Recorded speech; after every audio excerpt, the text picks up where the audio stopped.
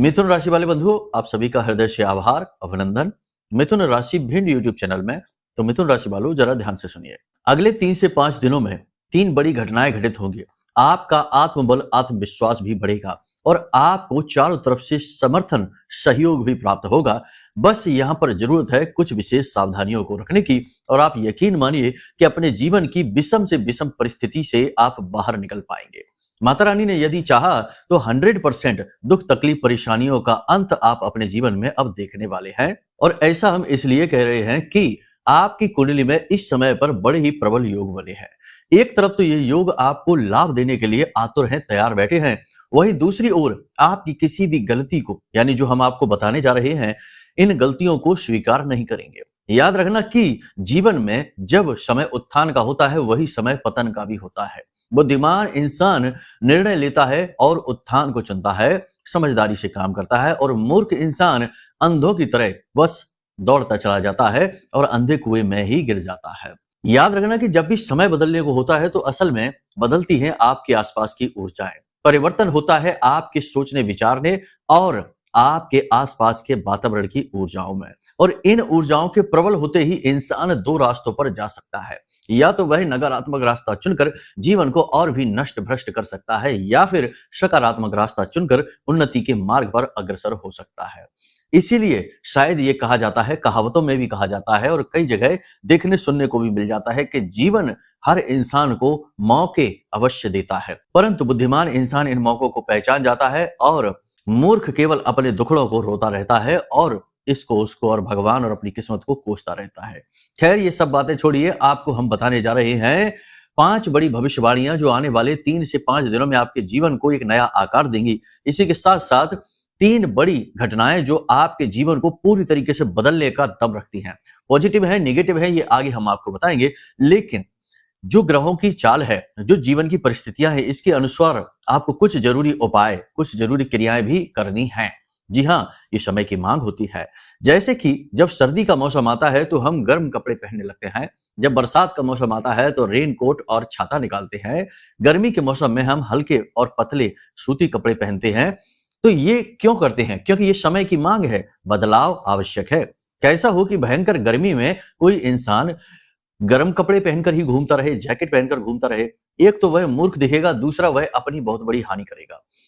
व्यवहारिक जीवन में तो लोग ये सारे आचरण कर लेते हैं, लेकिन जब बात आती है ऊर्जाओं की, ग्रह नक्षत्रों की, तो लोग इसे अनदेखी कर देते हैं।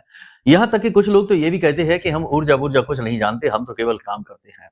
हालांकि मोबाइल में जो ऊर्जा आ रही है, यानी कोई तार तो है नहीं, फिर भी आप वीडियो देखते हैं, बात करते हैं, लोगों से चर्चा करते हैं, यानी ऊर्जा ही तो संपर्क करती है, तब मोबाइल से सारे संदेश प्रसारित होते हैं। यानी कि जो मोबाइल ऊर्जा ग्रहण कर रहा है, उसे तो आप मान लेते हैं कि हाँ, मोबाइल ऊर्जा को ग्रहण कर सकता है, यानी ऊर्जा है, ऊर्जा संचालित होती है। लेकिन जब शास्त्रों में इसी ऊर्जा के बारे में कहा जाता है, या ज्योतिष ऊर्जाओं के बारे में कहता है कि ग्रहों की ऊर्जा भी है जो आपको प्रसारित कर रही है, आपके जीवन को आकार दे रही है पल प्रतिपल, तो लोग इग्नोर कर देते हैं। यही तो प्रमाण है अपनी खुद की विनाश को अपने जीवन में लाने का, यानी कि मंद बुद्धि। इसीलिए कहा गया है कि विनाश काले विपरीत बुद्धि। आपको ऐसा विचार नहीं करना है, इस कार्यक्रम को अंत तक देखना है। बंधुओं, जो भी बातें हम अब आपको बताने जा रहे हैं, वे आपके जीवन से जुड़ी हैं, बेहद महत्वपूर्ण है, समय और काल के अनुरूप है। याद रखना कि आपने यदि इन बातों का अनुसरण, जैसा हम कह रहे हैं वैसा ही कर लिया, या कुछ भी परसेंट और कर लिया, यानी कि 50% भी कर लिया, तो 100% आप बदलाव अपने जीवन में अब देखने वाले हैं। खुद आप कहेंगे, हमें फोन करके कहेंगे, मैसेज करके कहेंगे। ठीक है, तो चलिए बंधुओं, अपने कार्यक्रम की शुरुआत करते हैं माता रानी का नाम लेकर। कमेंट बॉक्स में पूरे भक्ति भाव के साथ लिख डालिए, जय मां भद्रकाली कृपा करो। साथ ही साथ ये भी लिखना कि मैं भी माई के परिवार का हिस्सा हूं। माता रानी ने निश्चित तौर पर आपके ऊपर कृपा कर दी है, तभी तो बिल्कुल सही समय पर आप इस कार्यक्रम को देख पा रहे हैं। अब पूरे धैर्य का परिचय दीजिए और कार्यक्रम में अंत तक जरूर ठहरिए। जय माई की। बंधुओं, ज्योतिष और तंत्र विद्या के क्षेत्र में आचार्य अमित एक जाना माना नाम है। पूज्य गुरुदेव के साधनाओं और ज्योतिष विद्या के अनुभव बेहद दिव्य है। जी हाँ, पूज्य गुरुदेव ने जिसकी भी कुंडली का विश्लेषण किया और कुंडली के अनुसार उसे सटीक उपाय व महामाई माँ बगलामुखी की विशेष कृपा दी, उसके जीवन में सकारात्मक बदलाव तो आ ही है। फिर चाहे समस्या कितनी ही कठिन क्यों ना हो, समाधान तो अवश्य हुआ है। अब ऐसे में यदि आप भी अपने जीवन की किसी बड़ी समस्या से जूझ रहे हैं, जैसे कि कर्जा बढ़ता ही जा रहा है, काम धंधा और व्यापार सब रुक चुका है, रिश्ते नातों में तनाव हद से ज्यादा बढ़ गया है, पूरा जीवन ही नकारात्मकताओं से भर गया है। तो ऐसे में यही सही समय है जब आप श्रेष्ठ गुरु से मार्गदर्शन प्राप्त करें और जीवन के अंधकार को समाप्त कर दिव्य प्रकाश की ओर कदम बढ़ाएं। वीडियो में दिए गए नंबरों पर तुरंत संपर्क करिए और अपनी कुंडली का विश्लेषण व समाधान पूज्य गुरुदेव के द्वारा करवा लीजिए। देर ना करें, आपके देवी देवताओं के आशीर्वाद से ये मौका खुद चलकर आपके पास आया है, इसे गंवाना नहीं है। अभी फोन करें और गुरुदेव से मार्गदर्शन प्राप्त करें। महामाई आपका कल्याण करें। धन्यवाद। बंधुओं, आपकी कुंडली में इस समय दो बड़े प्रबल योग बने हैं, लेकिन एक नकारात्मकता भी है। पहला प्रबल योग तो यह है कि गुरु और चंद्रमा मिलकर गज केसरी योग बना रहे हैं।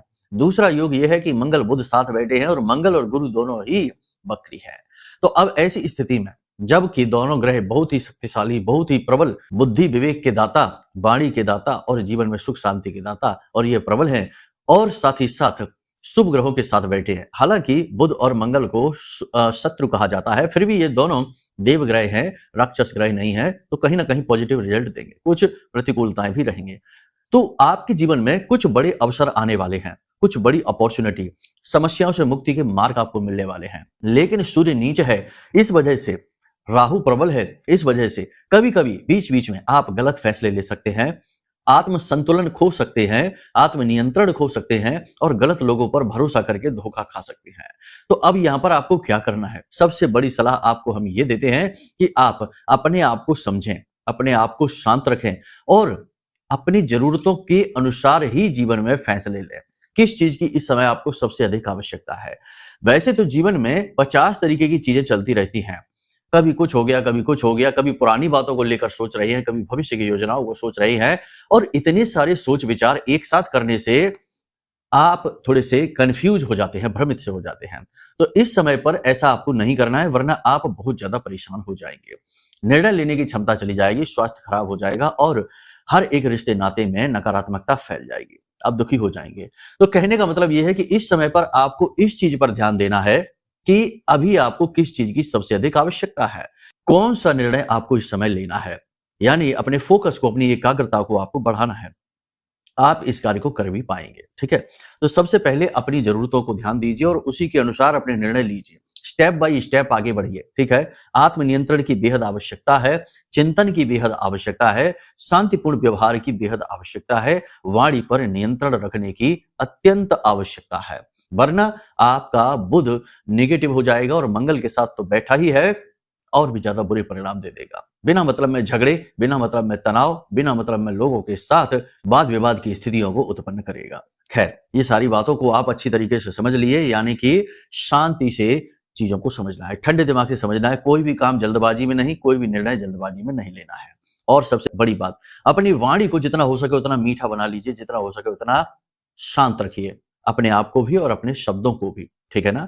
मीठे शब्दों का प्रयोग करिए।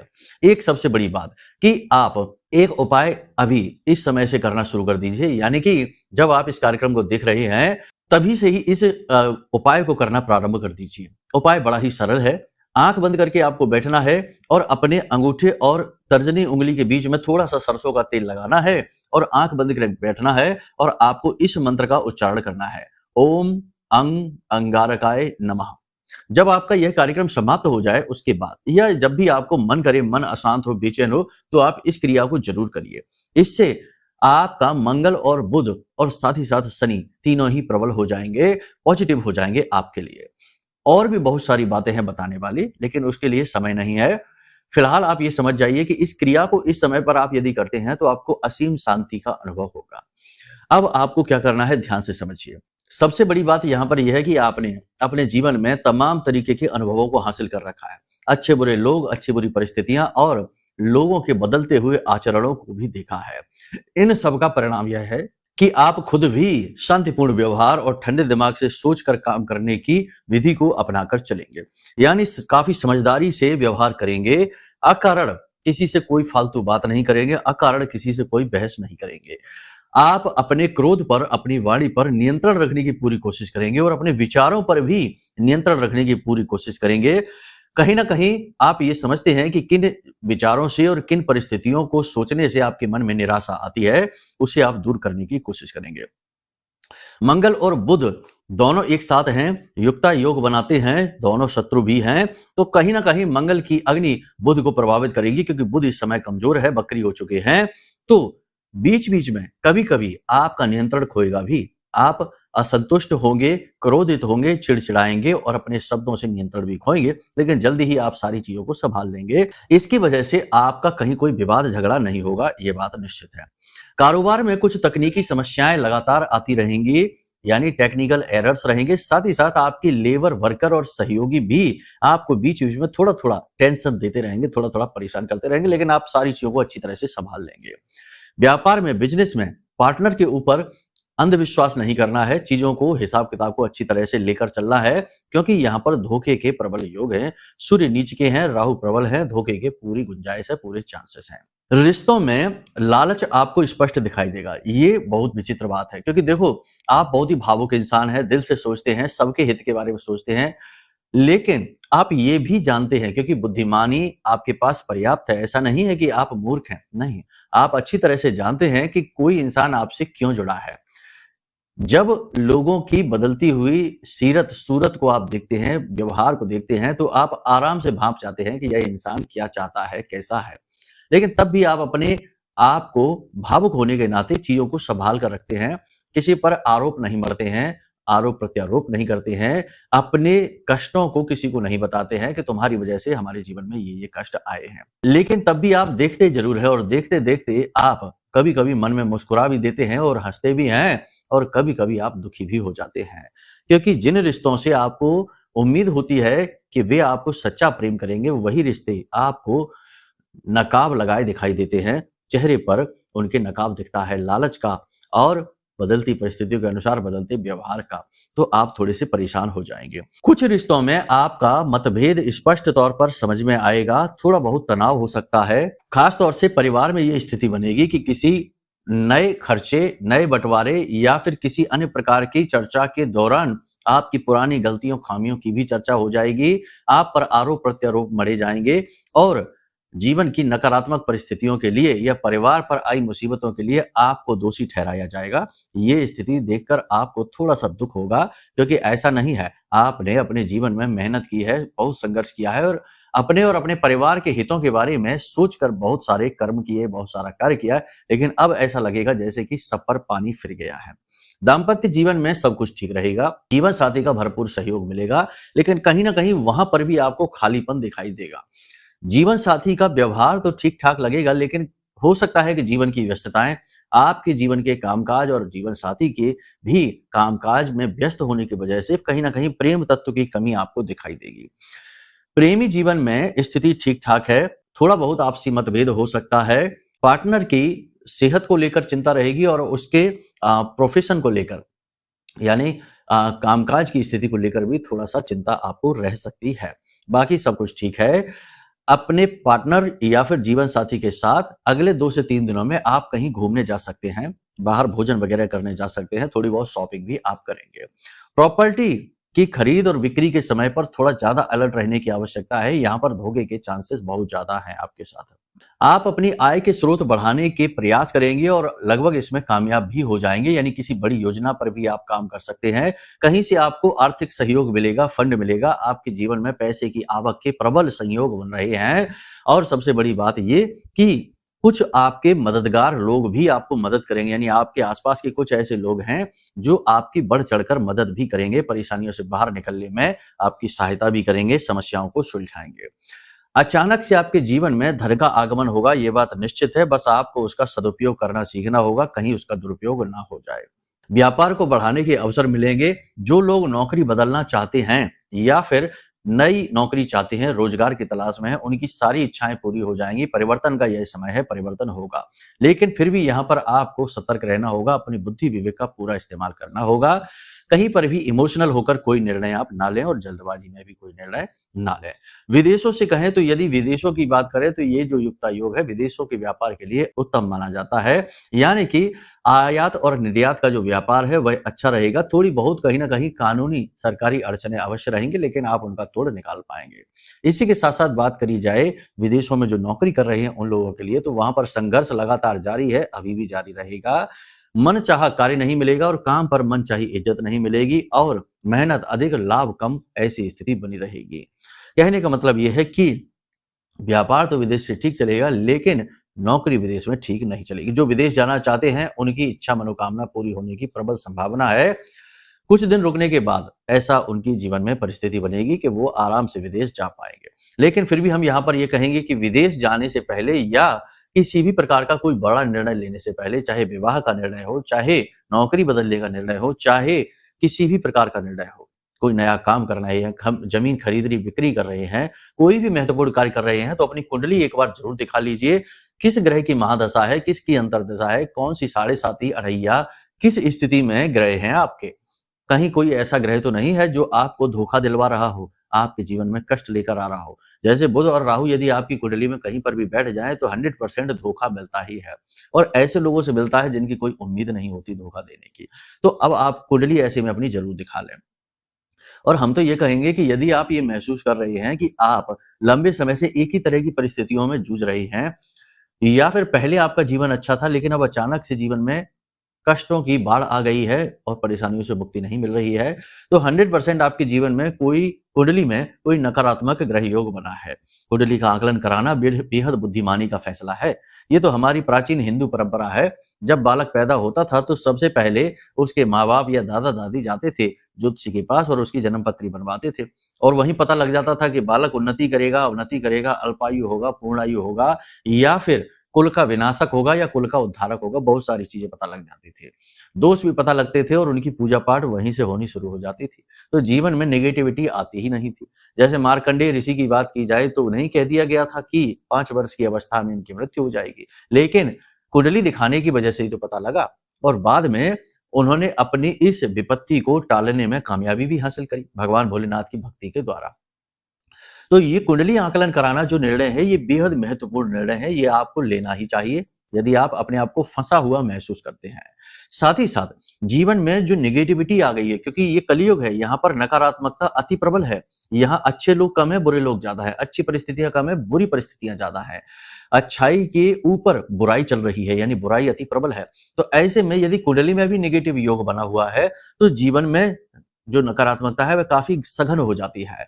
तो उस नकारात्मकता को काटने के लिए आपको किसी महाविद्या का कठोर तप करना चाहिए, साधना करना चाहिए सिद्धि हासिल करनी, लेकिन आप वो नहीं कर पाएंगे क्योंकि सामान्य जनजीवन में ये संभव नहीं है। तो इसी समस्या का समाधान के लिए हमने यह महारक्षा कवच आपके लिए निर्मित किया है। यकीन मानिए इसका इतना शानदार परिणाम है कि जिसके भी जीवन में ये पहुंचा है उसने हमें फोन करके या मैसेज करके धन्यवाद अवश्य दिया है। किसी को पैसे का लाभ हो गया, किसी का विवाह टूट रहा था वह विवाह टूटने से बच गया, और किसी के जीवन में भयंकर नकारात्मकता थी, बीमारियां थी, कर्जा था, उन्हें मुक्ति का मार्ग मिल गया, कर्जों से मुक्ति का और नकारात्मकता और बीमारियों से मुक्ति का। यानी कुछ ही दिनों में, केवल 8 से 10 दिनों में ही इस कवच ने लोगों के जीवन को बदल डाला है। और क्यों ना बदले, क्योंकि यह तो महामाई मां बगलामुखी जो हमारी आराध्य देवी हैं, उनकी पूरी दिव्य शक्ति और ऊर्जा को लेकर आपके जीवन में आएगा। उनके ही सबसे शक्तिशाली स्तंभन मंत्र से जागृत और अभिमंत्रित है। तो यह तो सीधा सीधा देवी की कृपा आप तक पहुंचाने का एक प्रयास है। तो आपको ऐसे में कुंडली आकलन कराना है, ये कवच ऑर्डर करना है, और दोनों ही कार्य आपके जीवन में सबसे बड़ा बदलाव लाने वाले होंगे, जीवन की दशा और दिशा को पूरी तरह से बदल कर रख देने वाले होंगे, ये आप यकीन मानिए। तो नंबर वीडियो में दिए गए हैं, इन पर फोन करिए, सारी जानकारी आपको प्राप्त हो जाएगी। ठीक है। अब यहाँ पर मन में यदि नकारात्मकता आ गई है कि बेच रहे हैं, ये कर रहे हैं, वो कर रहे हैं, अगर ऐसे कुबुद्धि इंसान आप हैं तो आप कुछ भी ना कराइए, ना कुंडली कराना और ना ही ये कवच मंगाना, कुछ भी आपके ऊपर काम नहीं करेगा। सबसे पहले तो आपको अपने मन की निर्मलता की आवश्यकता है, बुद्धि को परिवर्तित करने की आवश्यकता है, सुबुद्धि में बदलिए और उसके बाद इन चीजों में आइए, तभी धर्म आपका साथ देगा, तभी भगवान आपके साथ आएंगे और तभी गुरु का ज्ञान आपके लिए फलित होगा। ठीक है। तो इन बातों का ध्यान रखना है आपको। यूं ही नहीं तो फिर कुछ लोग ऐसे होते हैं जो बहुत शक वहम करते हैं, बातों में आकर ले लेते हैं और बाद में कहते हैं गुरुजी कुछ भी नहीं हुआ। कुछ भी नहीं होगा। आप चाहे मंदिर चले जाइए, मंदिर में भी आपको भगवान नहीं दिखेंगे, पत्थर की मूर्ति दिखेगी। आप कहेंगे क्यों लोग पूजा कर रहे हैं, ये तो पत्थर की मूर्ति है। तो कहने का मतलब यह है कि सब कुछ आपके मन से है, जैसी मन स्थिति वैसी परिस्थिति है। तो सोच समझकर बड़ी समझदारी से जीवन को जिया जाता है। उम्मीद करते हैं ये सारी बातें आप समझ रहे हैं। अब बात करते हैं उपायों की। तो यहाँ पर 2 बड़े उपाय आपको हम दिए देते हैं। आप आज इस कार्यक्रम को देख रहे हैं, कल से ही इन उपायों को करना प्रारंभ कर दीजिए। गुरु, मंगल, बुध, राहु, सूर्य सभी ग्रह यहाँ पर अनुकूल होने जा रहे हैं। इन उपायों के माध्यम से। अगले 3 से 5 दिन तो इन उपायों को जरूर करिए, क्योंकि इस समय पर आपको इनकी बहुत आवश्यकता है। क्या है उपाय, ध्यान से सुनिए। तुलसी मैया का पौधा आपके घर में लगा होगा।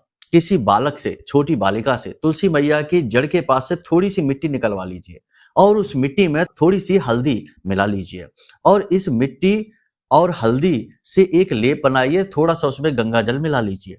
इस लेप को अपने चेहरे पर, अपने माथे पर, यानी अपने आभा मंडल पर इसे मलिए, मसाज करिए और थोड़ा सा अपने कर यानी अपने हाथों पर और थोड़ा सा अपने गर्दन पर और अपने नाभि के आसपास इसे मलिए। मसाज करना जैसा होता है ना, ऐसा करिए।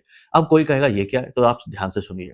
तुलसी मैया जो है ना, हमारे शास्त्रों में और हर जगह ये प्रमाणित भी है कि तुलसी मैया जो है ना, वो शुद्ध सकारात्मक ऊर्जा है, भयंकर से भयंकर नेगेटिव एनर्जी को हटाने का, काटने का कार्य करती हैं। साथ ही साथ विष्णु प्रिया हैं, यानी कि जो तुलसी मैया की सेवा करता है, उनका आशीर्वाद लेता है, भगवान नारायण अपने आप ही उसे आशीर्वाद दे देते हैं।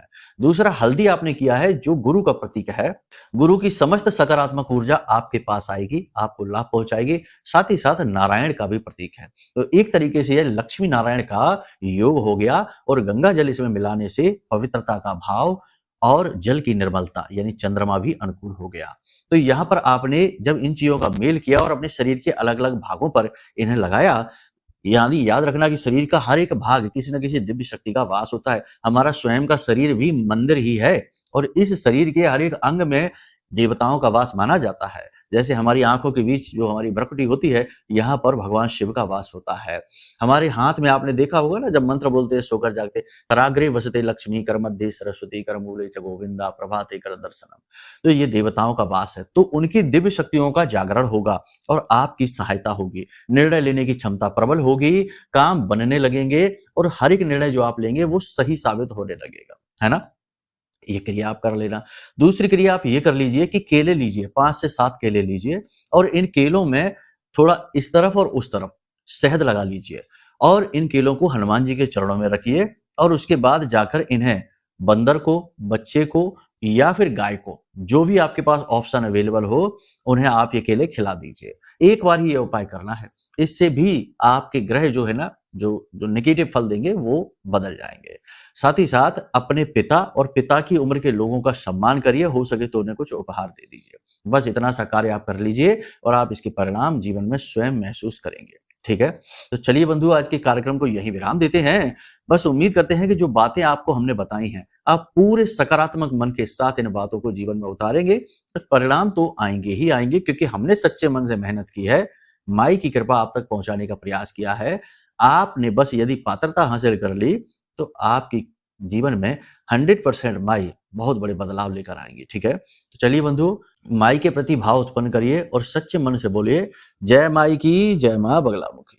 हमारे प्रिय और परम पूज्य आचार्य जी ने अपनी साधनाओं के अनुभवों पर आधारित शक्तिशाली उपाय और क्रियाओं के माध्यम से हजारों लोगों के जीवन को पूरी तरह से बदला है। आचार्य जी के द्वारा बताया गया हर एक उपाय इतना सटीक और कारगर होता है कि जो भी इसे पूरे भाव के साथ कर लेता है, उसे साक्षात महामाई की कृपा और आशीर्वाद प्राप्त हो जाती है।